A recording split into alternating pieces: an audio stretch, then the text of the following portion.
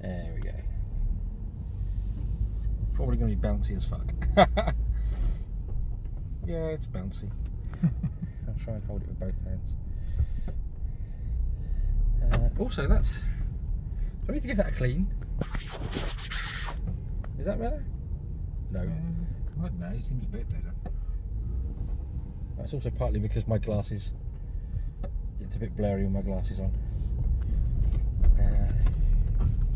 I don't know if I can actually film this bounce all over the place. So yes, we've just been to see Tenet, the new Christopher Nolan film, and we didn't really like it. Neither of us really liked it that much. Yeah. I think also it's trying to focus and isn't doing a good job of that. Oh, is he doing that? Well, you look blurry and out of focus. Works for me and probably people watching. Do I? No. Oh, I don't know. Anyway. It'll either look great or shit, and YouTube will either clean it up or it won't. So yes, ow. You just poke yourself in the eye. Yes. So yes, normally quite like Christopher Nolan. I was just trying to remember. Did he do Memento? I want to say he did do Memento with Guy Pearce. That was a wibbly wobbly timey wimey, and Tenet is a wibbly wobbly timey wimey. And no, can't say that. That'd be a spoiler. I'm trying to do this without giving too much away in case you do want to see it. The wrong lane. No, I think you're right from this one. Okay. And Oh yeah, you can go straight around. yeah, it's okay. So problems with it that may be why we didn't quite get the film. We found, and this is odd for Nolan because he's won so many awards for sound, that actually there were lots of lines of dialogue we just couldn't hear. You did want to go that way, by the way. Oh, okay. Yeah. So I just saw the sign for the motorway this way. Yeah, if you want to get to London. Oh well. Just go round. Just go round. It's fine. Even though if anyone's coming round from that side, you're now going to cut them up. Oh well.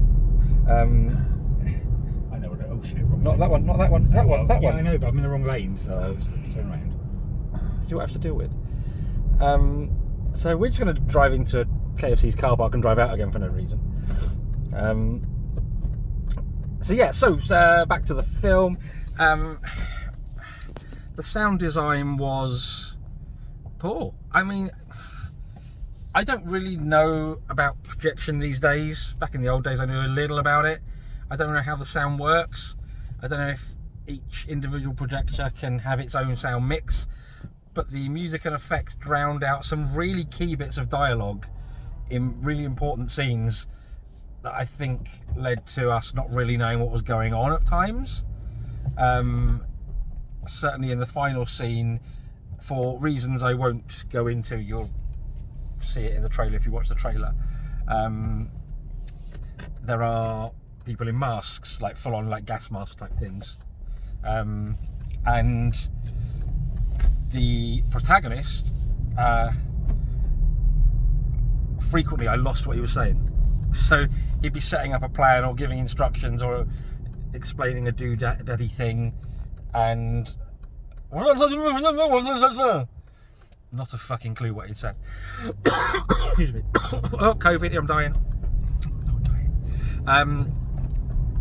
So yeah, and then there was a point probably approaching the halfway mark where I said to Paul, I know I've not fallen asleep, and I hadn't, genuinely I hadn't for a change, but I feel like I have fallen asleep and missed the whole scene that sets this up. Did they explain at some point they were going to do this whole action sequence? And he went, nope. So that happened about 3 times. You were suddenly in the middle of a massive action sequence that you didn't know was happening or coming. It was like they were sitting around drinking coffee, suddenly leapt into cars and did a car chase. Now there's a certain amount of how the plot develops that I think is meant to kind of make that slot into place at the end.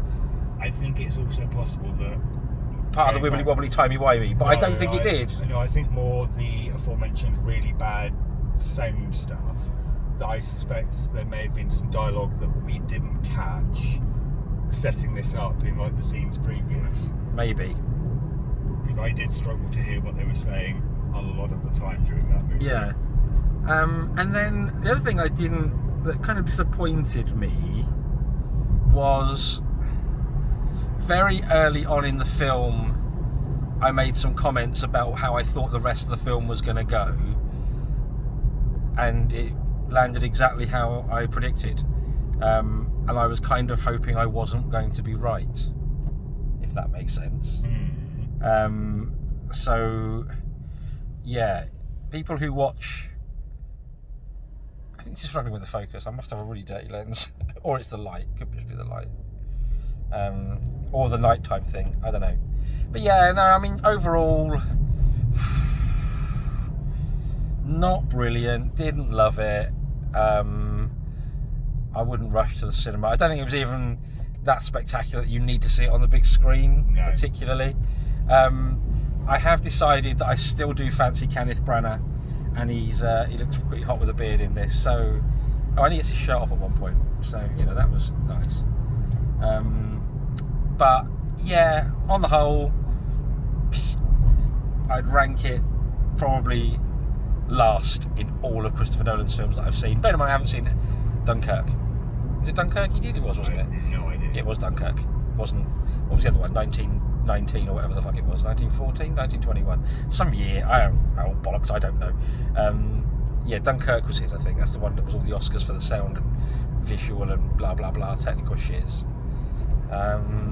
Interesting standard Nolan trick. There was one scene that absolutely 100% relied on the shepherd tone. If you don't know what the shepherd tone is, Google it. It's a very, very clever piece of audio trickery. But yeah, no.